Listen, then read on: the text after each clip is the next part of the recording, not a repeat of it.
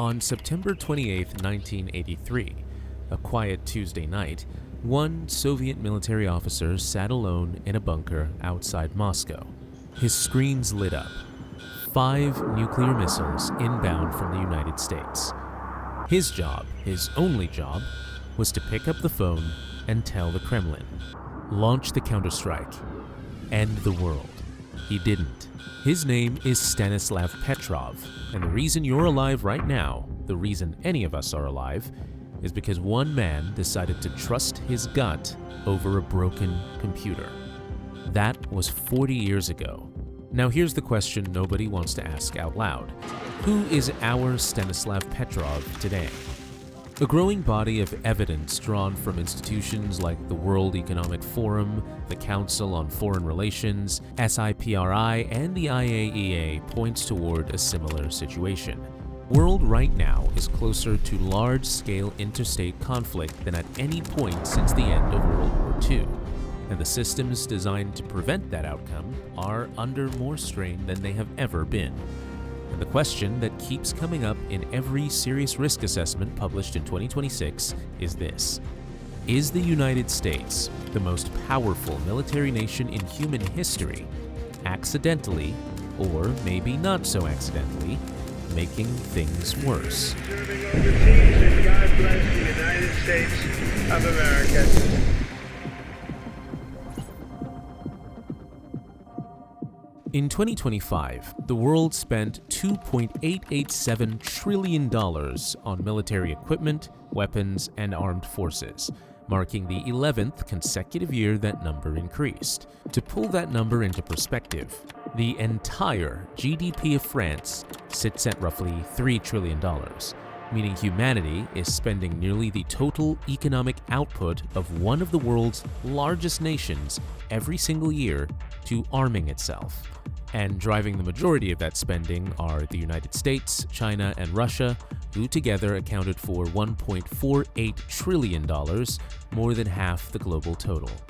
The US Congress recently approved $1 trillion in defense spending for 2026 alone, and there is already a budget proposal on the table to push that figure to $1.5 trillion by 2027.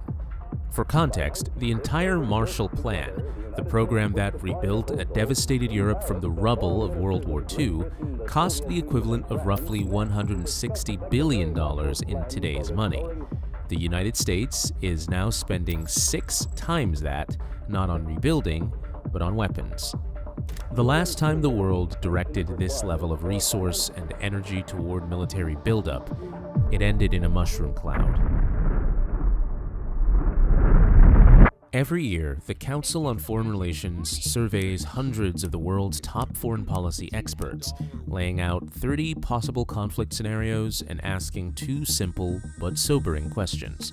What is the likelihood of each scenario? And how damaging each scenario would be for the US and for global stability?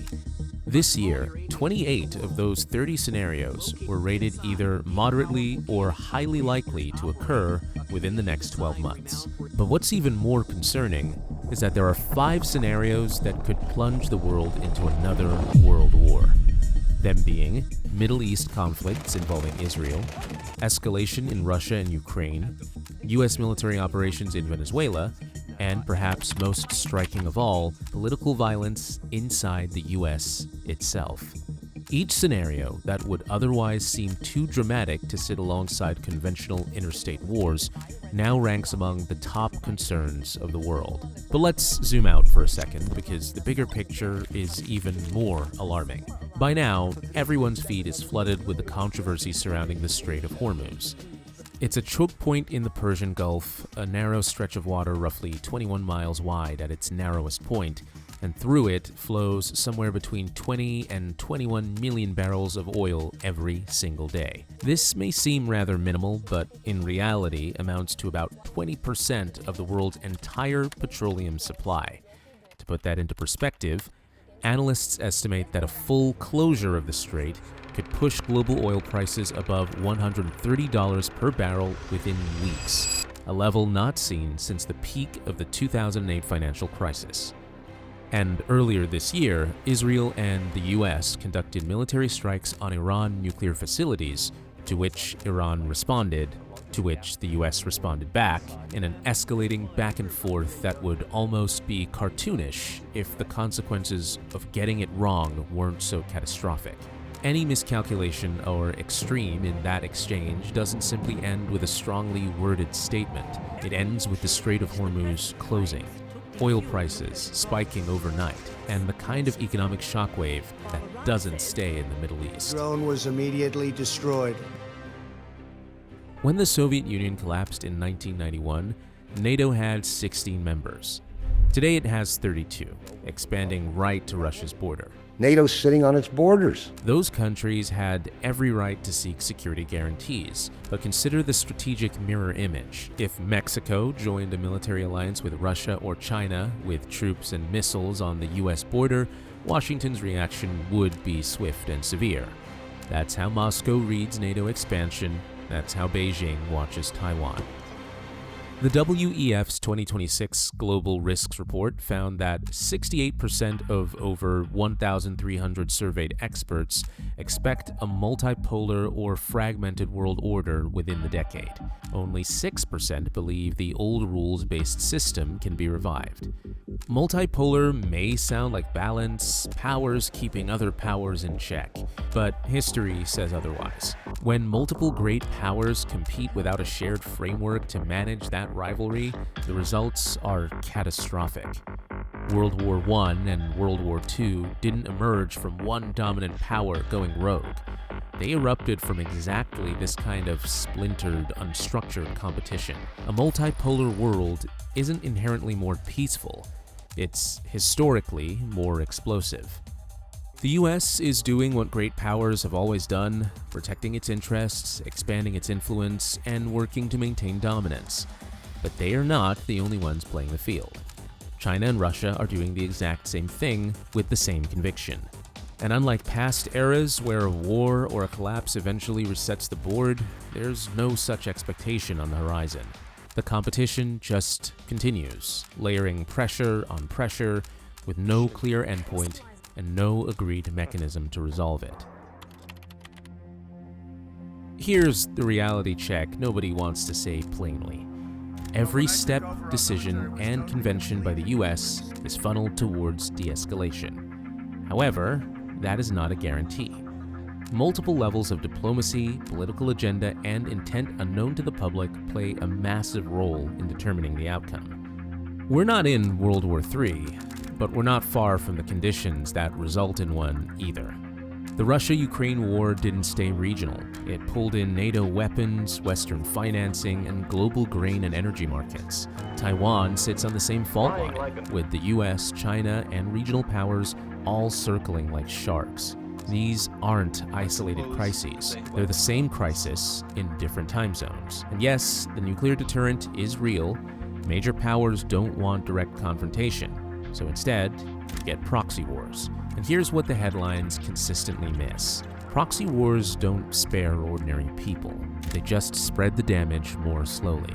The Ukrainian family that lost their home, the Taiwanese manufacturer whose supply chain collapsed, the first-time buyer in Manchester priced out of the market by sanctions-driven inflation, are all paying the cost of a conflict they have no say in. Proxy wars don't look like World War III, but for housing costs, food prices, financial stability, it functionally is.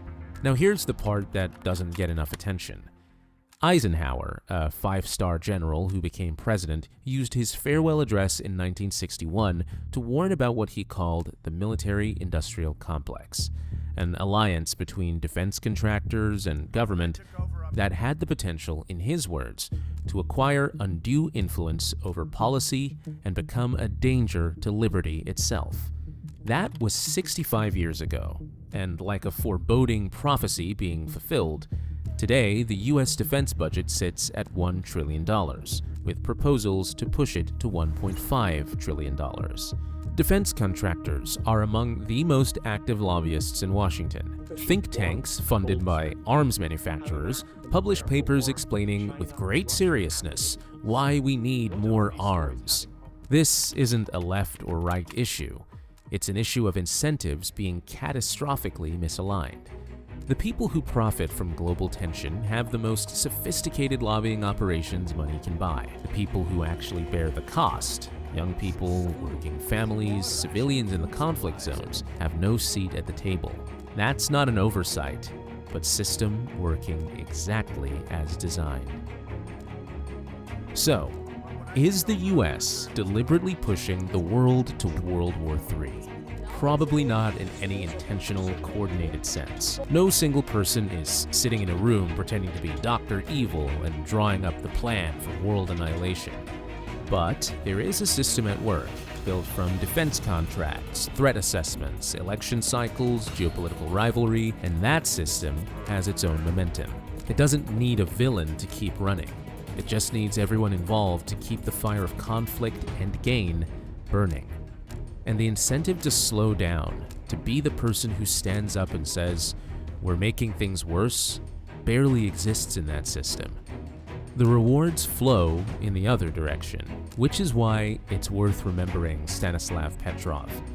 His job on that night in 1983 was to report the incoming launch and begin the countdown to mutual destruction. And he made a single human judgment call that the system in front of him was wrong. That decision likely saved millions of lives, and most people have never heard his name. The system is running again, and the screens are lighting up. Now, the question is whether enough people are still capable of making that same call. If this made you think, share it with one person. Not to start an argument, but to start a conversation. Because the only thing more dangerous than a world sleepwalking toward catastrophe is a world that has decided not to talk about it.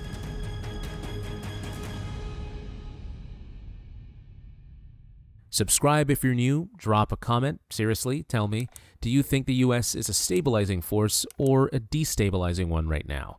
I read every single one.